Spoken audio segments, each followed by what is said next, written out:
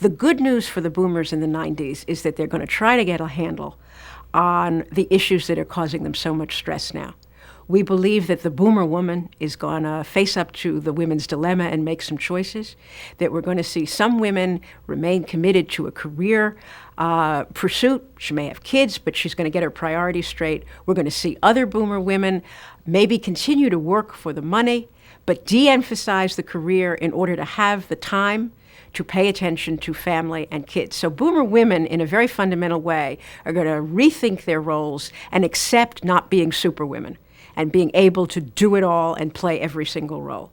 So that's one way in which the news is good. Some of women's stress will be reduced. In general, the family stress in the boomer population will probably get reduced as well.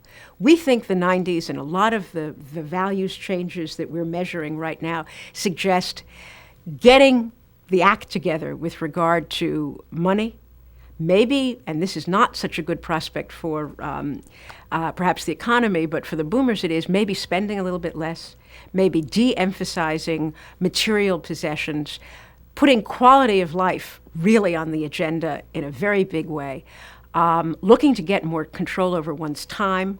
You know, one of the most interesting legacies of the 60s into the 80s has been the hysterical involvement of boomers with their time. The number of things that boomers have felt through the 80s that they've had to get done. We call it productive leisure.